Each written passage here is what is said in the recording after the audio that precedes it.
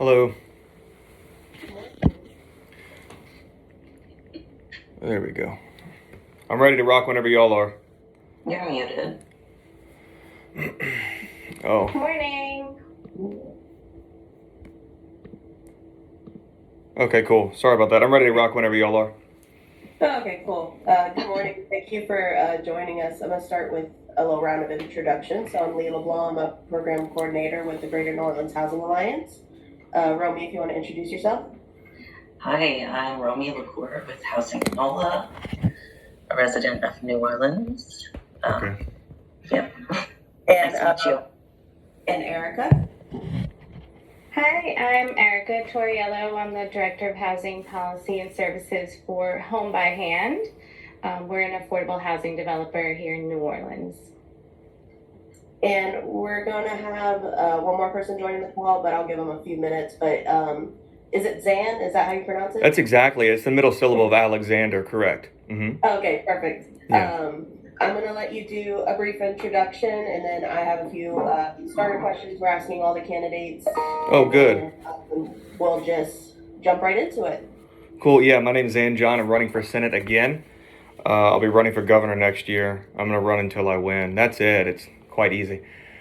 So I'm ready for the questions. Okay, perfect. So I see you're a Lafayette resident. Yes, ma'am. Correct. We're asking all the candidates if they have an estimate of the median home sale value of your area, so the median rent. Do I know the median home sale value of Lafayette Parish? Yes. No, I don't know any of that stuff. No. What about not the median rent? No, I don't know anything about that. No. Okay, cool. So a lot of our preliminary questions have to do with federal fund allocations. Going down your answers from the questionnaire, it seems like that's kind of a contention point with our platforms. Okay. I guess kind of to alter my questions, what do you see as an alternative to federal fund allocations that could help affordable housing on both a statewide and regional level? So you're saying a lot of your position would be federal fund allocations. So you're saying where should money, tax money that the federal government go to help people with housing issues? Well, it seems a lot of your questionnaire responses don't want to reappropriate, redirect funds towards housing. So I guess what would be an alternative?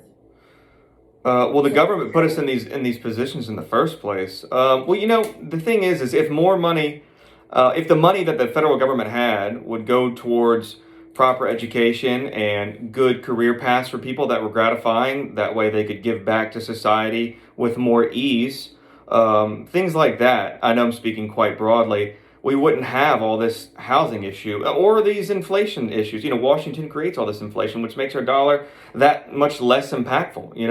They send all this money to Ukraine or just whatever current thing they support, and then they hand us down the debt. And so by design, since 1913, our money has been inflationary, and one of the issues, one of the subsequent issues with that is having to deal with, the dollar going less far when it comes to housing. And so a lot of people are in a bind, and that's extremely unfortunate.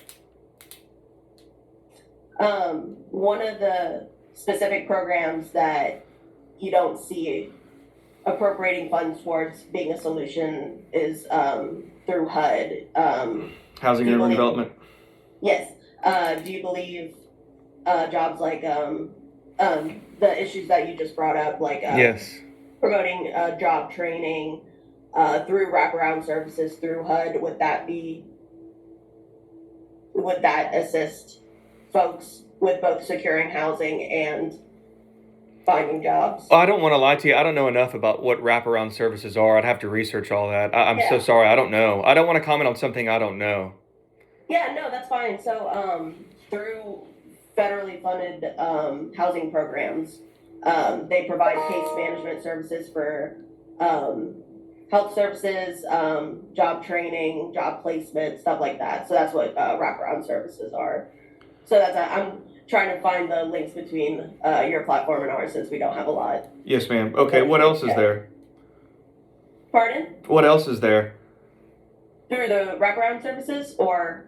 Just anything else? Yeah. What else can I help y'all with? I'd love to answer anything. I'm sorry I don't have all the answers. Oh yeah, no, that's we appreciate the honesty. Always, it'll always be candid with me. That's one thing I can guarantee you. I guess how high of a priority is housing on your platform, and if not, what are your I guess if you could give us an idea of what your platform is, and then I can bridge the gaps. Not a problem. No, housing is extremely important, and I'm glad we're bringing this up. I'd love to expound on many, many topics. But going about seeking help from the people that got us in the bind in the first place, I feel is not applicable. Washington has had tons of time and tons of money. They get to create their own money to get their act together, so to speak. And so for them to just not care that, I mean, look at all the money they'll send to, again, I'll just use Ukraine as a touching example, but they can't build a whole bunch of houses to help people that are in, how do you say, I don't want to say lower class, but I'll say help people that are in a bind. I mean, we just hemorrhage money and tax the hell out of everything, and we still have problems domestically. It's mind-blowing. So, I mean, look, I'm all about sending money to Washington should it be appropriated immediately in the correct avenues. But okay, and also too, going back to the fact that housing is an extremely big issue. We're speaking, and I'm in my house right now. It's something everyone needs. Everyone needs a place to sleep at night, food, shelter, water. So it is a huge deal. It's an essential necessity. So, but I feel relying on the federal government, which has done such an incompetent job at helping people, or trying to request funds or send more money to the people that haven't done enough, and I highly doubt ever will, is not a good remedy. So things I suggest, handling more perhaps at a local level, but I've never had an issue with housing. I always went out, worked hard, and used my money. I saved up and bought this house through working hard in oil and gas. Started off as a roustabout. I had no education, no nothing. I just don't know enough about the existing government assistance and housing bureaus, projects, or sections of the government to comment that much. And I please forgive me in advance for it being frustrating for me not having enough knowledge. But housing is a huge deal. Case in point, I'm in a house right now. No, like I said, we appreciate the honesty, and Of course. we know that housing policy is difficult to navigate. I think we both agree that. Perhaps, but I don't want to make excuses. Look, if I could ever spend time with y'all and y'all teach me all this stuff, I'm down to drive to New Orleans and learn about all this. I mean, I'm not experiencing it, so I can't relate as much. But I'm here to learn. I want to help. I want to help people out. I really do. That is a good point, that if it's an issue that's not directly affecting you, sometimes it gets nuanced or. Yeah. Well said. I agree. Yes, ma'am. How do you feel about targeted investments into historically? Are you familiar with redlining? I took a real estate course a while back, this Burt Baker thing, and they talked about that. Is that like gerrymandering or redistricting something, or? It's a little different. Tell me. It was targeted disinvestment of historically black neighborhoods because they were deemed undesirable in the real estate world. So that led to a lot of historic disinvestment in predominantly black neighborhoods to this day that are still suffering, and then leads to crime, a lot of poor education systems, disparages. Because money's purposely not reinvested in a certain area, so it just stays in a state of poverty, if you will?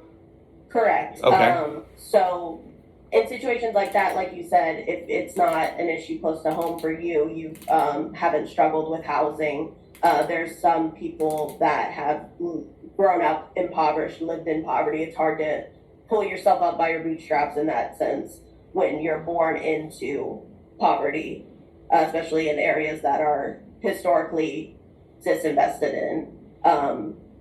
Are there strategies you believe on a federal level that could assist on a more local, granular level, like per neighborhood?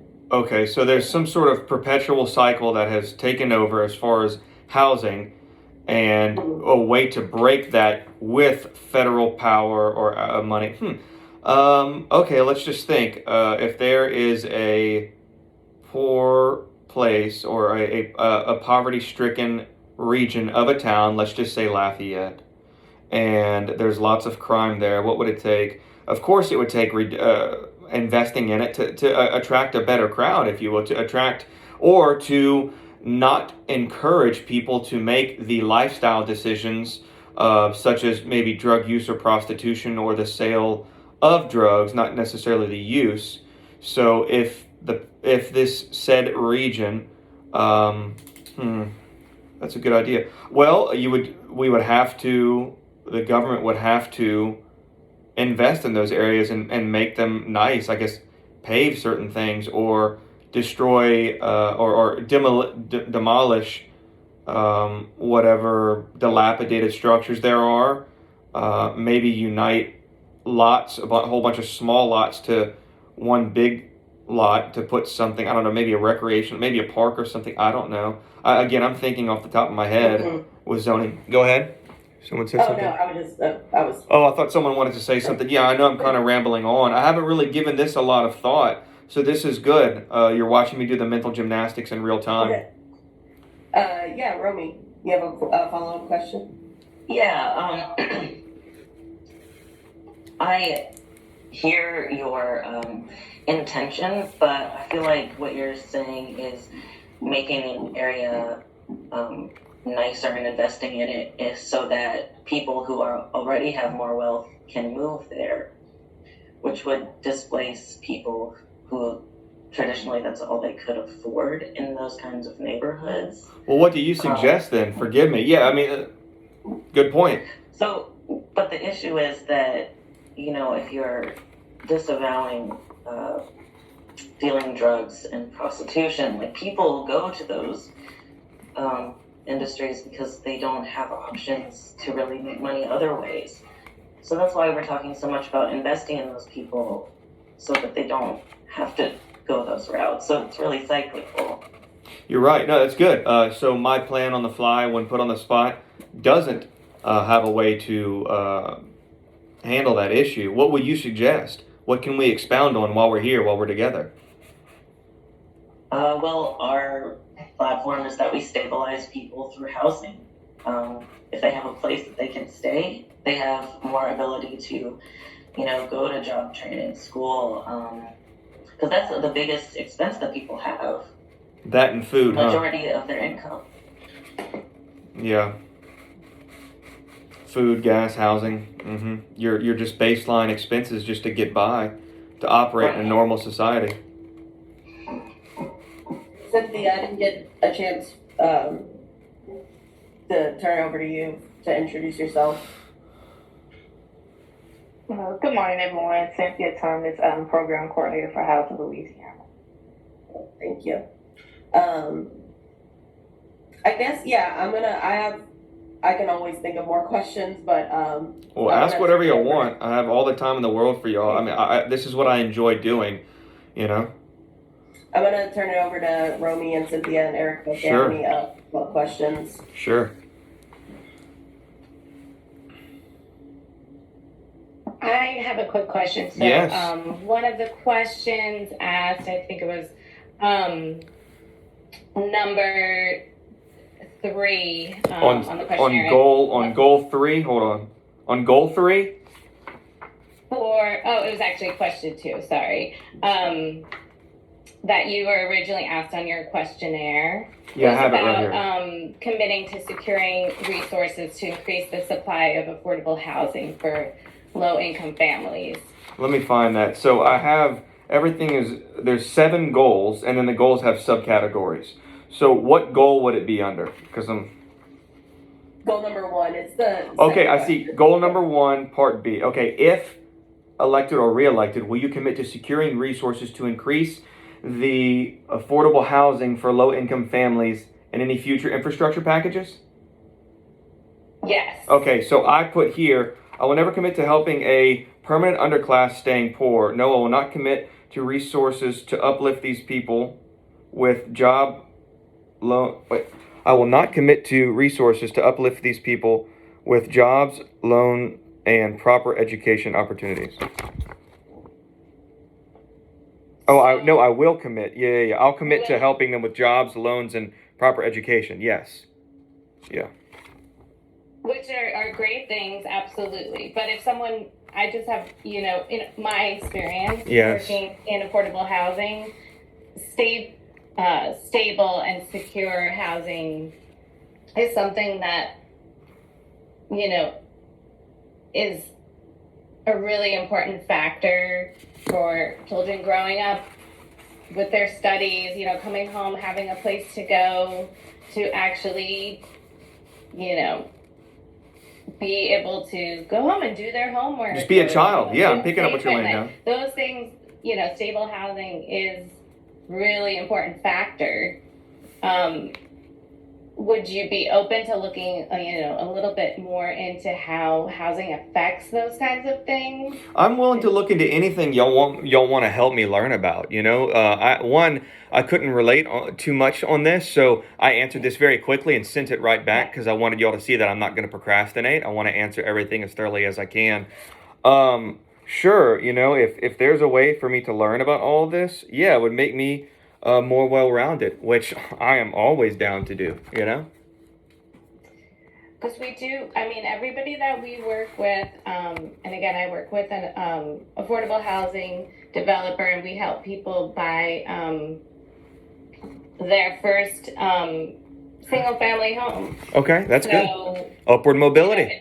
It's very exciting. They go through home buyer training. These are people who have jobs and they work hard, just like you had mentioned. But without this program and without the additional assistance, with the way things are now, no matter how much they worked at their job, they wouldn't be able to afford a home right now. So it really makes a huge difference in their life. These are people who are working over 40 hours a week, just like you were talking about too.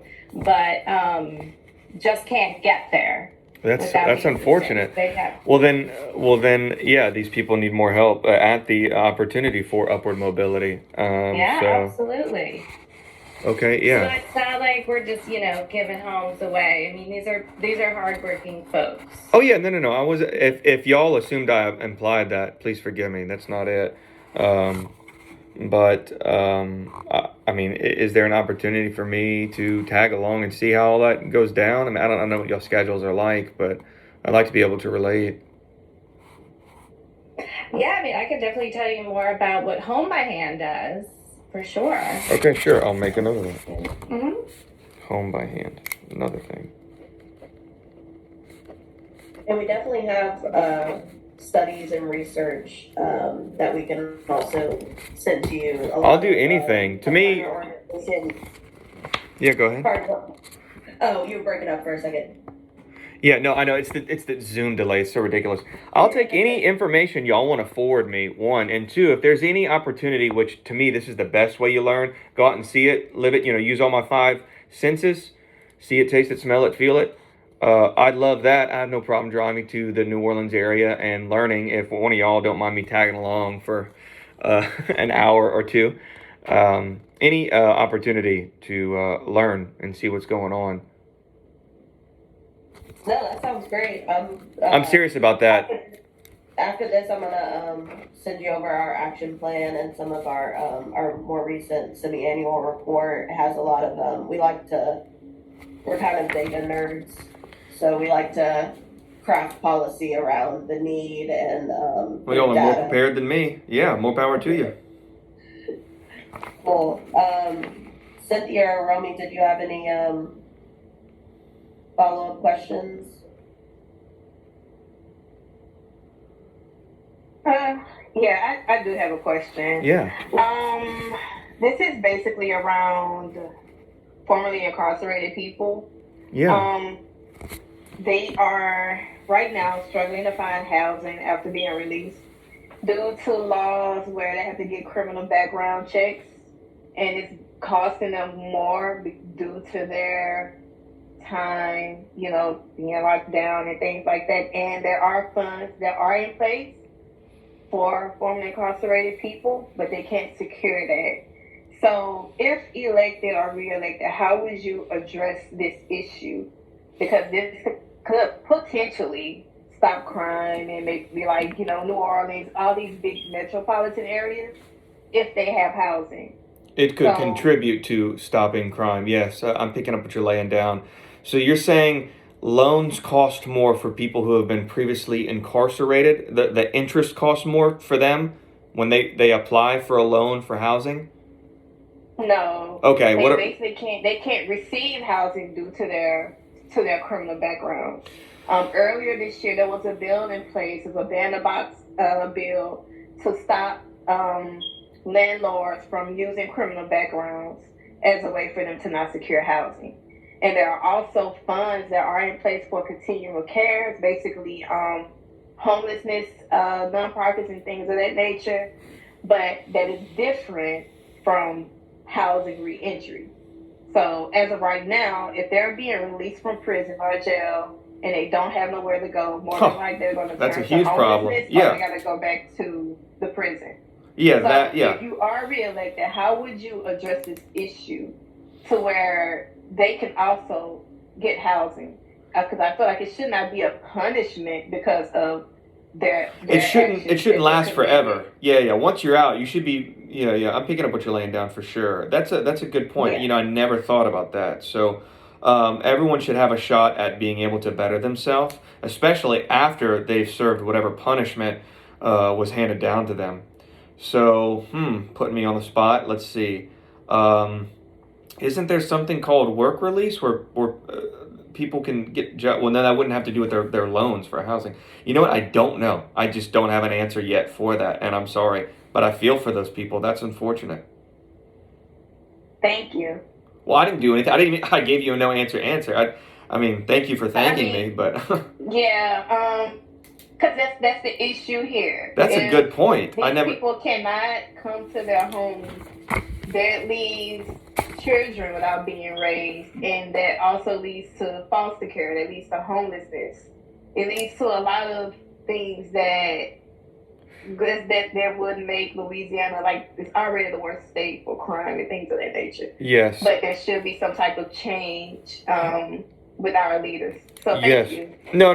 Hold on real quick before you go. Okay, so I wrote down targeted redlining, a home by hand. These are things I want to look into. What would I sum this up as? Incarcerated. Is there like a little phrase I can make this a bullet point to look into later?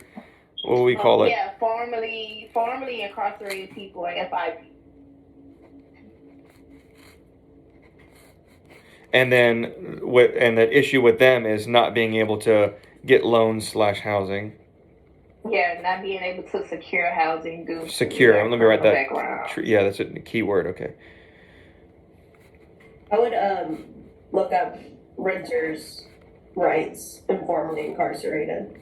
Okay, so renters' rights. Because before the loan, because they can't even find rental housing, when they're applying, you normally have to pay for a background check. And they have to pay extra for That's ridiculous. It's like an added tax. Okay. Yeah, and you don't get that back. Well, yeah, of course. Yeah, it's ridiculous. Yeah, like when you go put a deposit somewhere to get a house or something, even if you don't want it, they still keep it. Okay. So they're not even able to qualify to rent. Well, that's just going to perpetuate. That's ridiculous. We're just leaving a gaping hole for them. Wow. Okay. Well, everyone has to have the opportunity to better themselves. If people want to choose that lifestyle, even though they want to forego the opportunities, then yeah, we can, screw them. But if people want to better themselves and want to get loans and they're not able to and they have no other choice, well, that's just a vicious cycle. That's horrible. Romy had a follow-up question. Yeah. I'm not sure how to phrase this. So, because you don't support trans people, Yes. you don't want them to have assistance getting housed. I don't understand that. We're going to go down a big rabbit hole if you want. There's people that are born men and people that are born women. And if you want to entertain this, we'll go off on a tangent. So I do know it's definitely pushed by government bureaus and non-geo think tanks to tell people and confuse them with all their gender. So you can about imagine where I stand with all that. If you want to go down there, that's fine, but this will probably last another hour. And I'm not trying to be insulting in any way, shape, or form. No, I got you. Okay.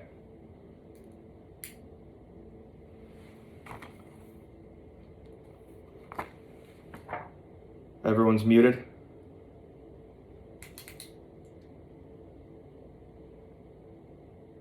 I have a question. I'm trying to find where it was. But it had to do with support after a natural disaster, which we definitely have plenty of those. They do that by design, Louisiana, which is for messed sure. up. Yes. So yes. it was number 15. I don't have the same Wait, thing 15. you're looking at, but it had to do with allowing funds to be used automatically on emergency housing at no penalty to operators in case of a disaster or emergency. So in this particular question, you were saying you would not commit to supporting legislation to add provisions to the Stafford Act. Well, why did they bust the levees during Katrina? And you know what I'm saying? I mean, the government literally has a program called HARP where they play around with the weather and they use whatever existing tropical storm and they amplify it. And they think it's funny to come and smack the Bible Belt and knock all of us Southerners down. It's a crying shame. And what about during Katrina when they did the gun grab with General Honoro? I mean, it's like, that was unconstitutional as hell. They use these disasters that they amplify by design to keep us poor, to keep us down. And it's our tax dollars that are paying to have all these things done and all these studies, all these satellites, all this stuff. Have y'all ever heard of HARP, HAARP? I mean, it is insane. So, but in this case, so if there's a natural disaster, people are suffering, have nowhere to live. What would you suggest as far as, instead of that, okay, you don't support that, people need help after a natural disaster, somewhere to live. People need help after a natural disaster. Anyone will need help. Rich, poor, black, white, doesn't matter. The point I'm trying to say is what you're quantifying as a natural disaster is usually something that was natural and then amplified by design by the government. And there are people that have broke away from these government bureaus or retired early or quit and spoke out saying, all these tornadoes in the corn region, in Iowa and all this stuff, 57 back to back, that's not natural, that's by design. Katrina and then Rita both being Cat 5s back to back, that's by design. So yes, people need help after natural disaster, but we wouldn't have to have natural disasters if we could hold the federal government and their unregulated, unchecked bureaus accountable. And if they were scared to do this on the general populace, we wouldn't have things like as bad as Katrina and as often as, something like Katrina and Rita.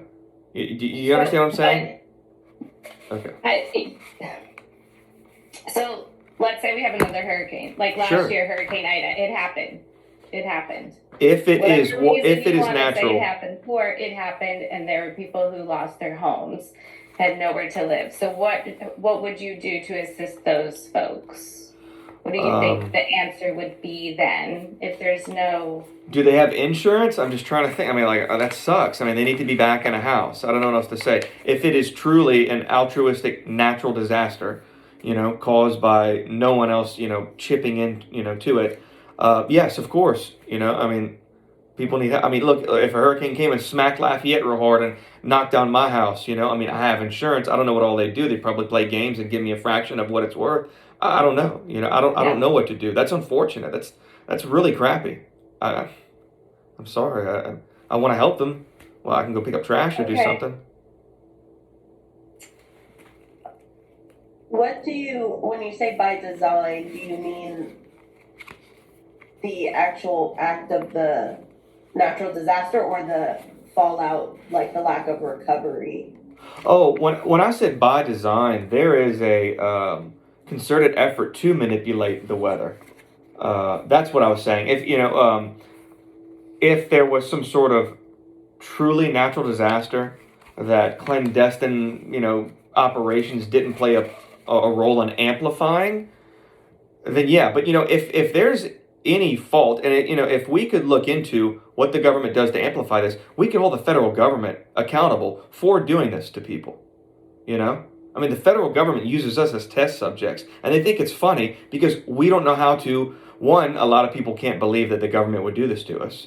And two, we don't unite and raise our voices to hold the government accountable. I mean, look at things like Tuskegee, or 9/11, perfect example, just passed, so it's somewhat relevant. I mean, three buildings were brought down by two planes. I mean, World Trade Center 7, they're just laughing in our face. So what I'm trying to say is there's a lot of times that the government, they don't just amplify natural disasters. They will do anything they can and get away with it. But if there is an altruistic natural disaster that no one played a role in, and it was just Mother Nature coming in and destroying something, whether it be tornado, hurricane, fire, whatever it may be, then I don't know who to hold liable. I would say just turn on insurance, if you will. If it's not insured, I don't know what to say. If that person or group or whatever couldn't afford insurance, I have a house, it's insured. I don't know what to do. And I'm sorry I don't have good answers for everything. I just don't want to lie to anyone, and I don't want to BS anyone. Yeah, and the back-to-back natural disasters, it really shows, and even with COVID, it shows there were communities that were disadvantaged before these disasters, that when a disaster happens, they are pushed more and more into poverty. That's insane. And look, why did the Army Corps of Engineers right there by the Audubon Zoo bust the levee? It was perfectly fine. Why did they do that?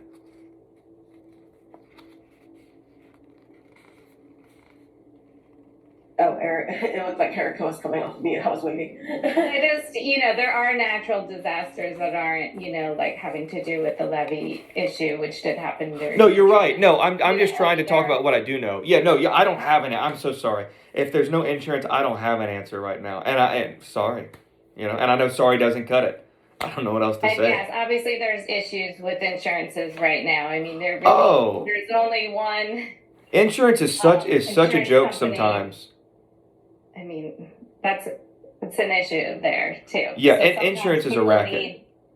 Need, emergency assistance. They're basically homeless, so sometimes people do turn to the government for help because there's nowhere else to turn. You're right, and I'm sorry I can't relate. I'm sorry I have a lot of no answers for this.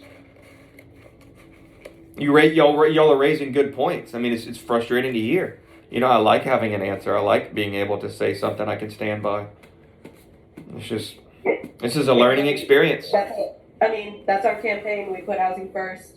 We believe that housing is the intersection of all these issues. You're right. And having talked to y'all more, I mean, this is intense. Yeah. This is good stuff. A lot of issues. Y'all are right.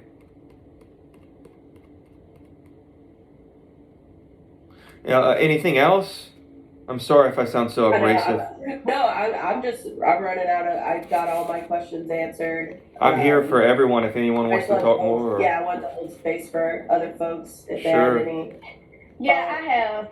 Yes, ma'am. I have, a comment and a question. I think. Sure. So in Orleans Parish, there are about 2,000 kids that are homeless, and this is according to data from the Louisiana Department of Education. They're homeless, which most means of these kids are living in doubled up homes and things of that nature, and that's due to what was that? The stimulus check, and what was the other thing that parents were getting? You guys, the child tax credit. Yeah. So, do you think that if this measure was still put in place, do you think that homelessness within our children, do you think this will not be an issue? How do you feel about this? Well, first off, okay, so I just want to make sure I heard correctly. So there's roughly 2,000 homeless children in the parish of New Orleans or in the city of New Orleans? Yes. in Orleans Parish. That's horrible. I had no idea Yeah. about that. Jeez. Well, I mean, that's got to be frustrating to the people that are taking them in, or is this people that don't even have a home? I mean, we're just talking just walking around right now. Well, when I say homeless, they're either living in shelters, they're doubled up, living with a parent, living with relatives and things of that nature. So all of this is combined. That's putting such a strain. And I Wow. believe it's like 15,000 in Louisiana total. Holy crap. Yeah. In Lafayette Parish, it's, hold on, just because I have it pulled up, 577. And How that's do you also do? on the street and in hotels and motels, That's also including what hotels or not including? including hotels and motels. This is insane, man. Anyone that doesn't have, if their parents' name is not on a lease. No, I'm picking up what you're laying down. I mean, how do you? It's like we would need.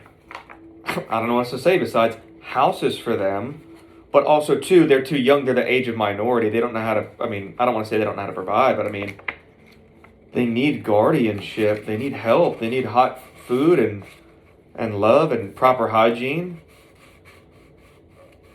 I don't know what to do. I lose sleep over children getting hurt. Which is why housing is, another reason housing is so important. That's just what I think what we're trying to get to here, too.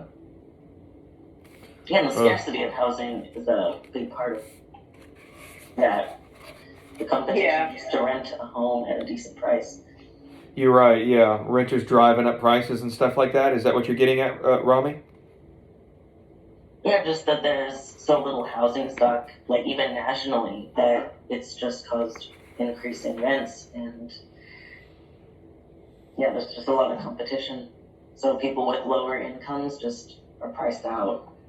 Yeah, there's a lot of people I know that apply for our program. I mean, they are paying half of their income towards their housing. I mean, people can barely. And then you got taxes on top of that, gas to get around. I mean, Yeah. Yeah, so like with this issue. yes, I'm what sorry, I didn't even. policies could you put in place for this issue? Well, I don't know exactly. I mean, all I know is these 15,000 plus or minus children, people 17 or younger, need a proper family home, and they also too at the same time need this while not putting the rest of people that do have a proper family home in a bind, unless they enjoy doing that kind of stuff. People that have a big enough house for foster care or whatever it may be. I don't know, y'all. I don't know. Do you think more jobs should be put in place? Oh, jobs will always help. Yeah, get people working, get people helping. A churn and burning economy, a strong economy. Yeah, will rid a lot of problems and heartache. Yes, I believe that. I'm a firm believer in the economy. Yes. And what about more government assistance, like bringing back the I'm blanking out on the name of this. I know the name of this. What was it again, guys? The child tax credit? Yeah, bringing back the child tax credit here in the state of Louisiana. So the child's tax that was gotten rid of. Other states that have child tax credit, but Louisiana is not bringing that issue back. So that was gotten rid of. Yeah. Okay, I need to look into that. So that's another bullet point I'm writing down. So child tax credit. Yeah, because some states they are offering child tax credit. It's an incentivization for people to want to take them in, because not only will you get the experience of raising a child or children, you will also get a break in your taxation. So it's incentivizing people to want to take in this group of children. Am I correct? Yeah, but do you think that if this was to be brought back to Louisiana, do you think it's gonna be abused? Well, I'll tell you this. Do you wait? You said, do I think it will be abused or of use? Abused. Like, Well, everyone, not handled properly. every system is subject to abuse. I do think the people that would use this correctly would, of course, alleviate to an extent what's going on. But anything is up for abuse. I mean, there's so many ways to abuse anything. I mean, politics is being abused. They abuse stuff all the time. I mean, Yeah. This is so But frustrating to hear all there this. should be some type of There should be accountability assistance from the to government. minimize the abuse. Yes, and of course, yeah, and carrying on with that point, there needs to be some sort of accountability or levels of accountability to stop abuse from perpetuating as well. That way, the system that was put in place can carry out its function properly and lead to efficiency. Man, it's a lot of stuff to consider.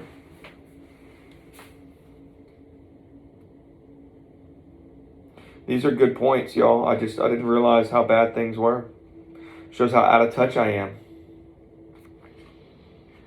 We like to share the information, so it's exciting to hear that you want to receive it. It's damning information. I want to receive everything. Look, I want to learn. I know I draw some hard lines. Doesn't mean I'm always correct, though. And I'm not going to sit here and BS anyone. Sorry, I'm always using profane language. I'm trying to keep it G-rated, but... You're good. I have a question. Sure. It's a more broader question about if you're elected, your capacity to be able to work across the aisle and you're able to negotiate, because a lot of your role would be to be working with other elected officials in other departments. What do you see the role of senator as what's the capacity to be able to work with different departments on, even outside of housing, just that is a little bit working too in broad. collaboration with other departments? Departments on okay, so working with other federal departments, And even state and local, on a state and local level. I want to work with everyone I can, and I want to go out and meet people, and I don't want to just keep this it's killing me. I'm not in front of everyone right now in a chair meeting, just feeling people's energy, being around, laying eyes on person. So I definitely like to go out and meet and greet, and my old boss used to always say, use 5 senses. You got to use your 5 senses, that way no one can BS you. But besides going on a tangent about that,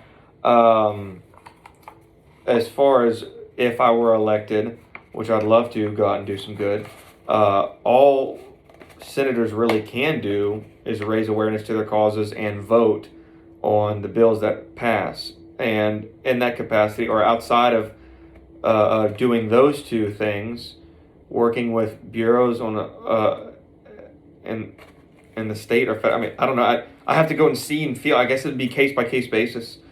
I'd have to go and deal with people and see what they're like. See if something is practical or if there's good leadership somewhere. Look, I'll answer this. If people are willing to work with me, if people want to be transparent, I'll be there, because I want to. It's like the golden rule, I want to give out what I want to deal with. So I like to be accountable, punctual, transparent. And if these bureaus or the leadership of these bureaus want to do the same with me, I'm about it. Let's all get together. Let's do something.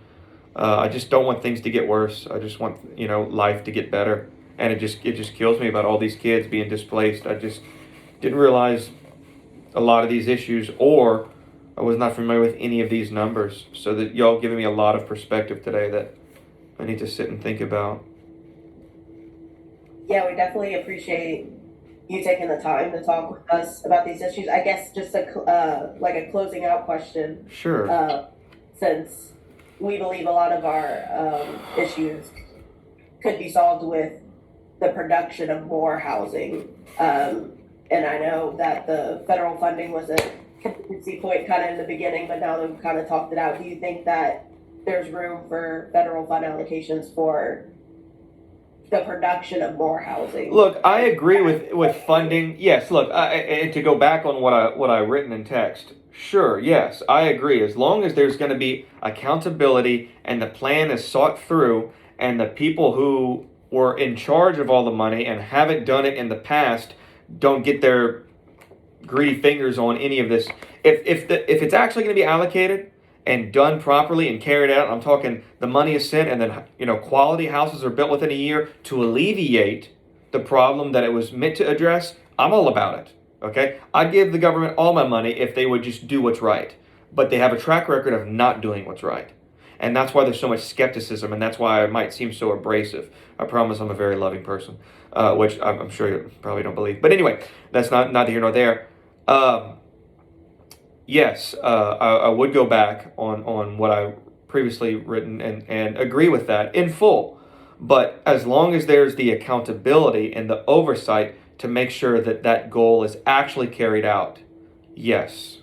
Because that sounds like the only thing I can think of when I hear all these problems that y'all bring up, which are great points, is there does need to be more accessible housing for people that are in a bind or were just unlucky or trapped in a perpetual vicious cycle.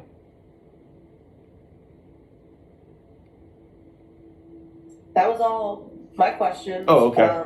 Unless somebody had one more closing one, maybe, because I know we're running out of time. Oh, okay. I'm sorry to keep y'all, and I give such lengthy. No, you're good. No, we fit it right. It was good. Anyone else? Okay, radio silence, I guess. You what? I think we covered it. Okay, well, look. Covered a lot of topics. We appreciate Yeah. you taking the time. No, don't thank me for a service I owe you. I owe y'all this. I owe everyone this. No. Please don't thank me for this. I enjoy doing it, and I like it when I'm caught in a bind, when I don't know what to say, because then I have to further process. Now I need to sit and think about all these things, and I'm going to go over this stuff. And whatever y'all want to send me, if anyone wants to reach out, I'm here. If anyone wants to take me under the wing and walk me around for a little while and show me all this stuff, I'm down for it, and I mean it. So I just want to thank everyone for being here and listening to me just with my lengthy answers, and I'm sorry for a lot of no answer answers I gave. And again, I know y'all need to go. Y'all have y'all's own life. I appreciate y'all's time, okay? Thank you so much. Thank Yeah. you. Y'all have a Nice to wonderful meet you. day. Yes, Bye. Bye-bye.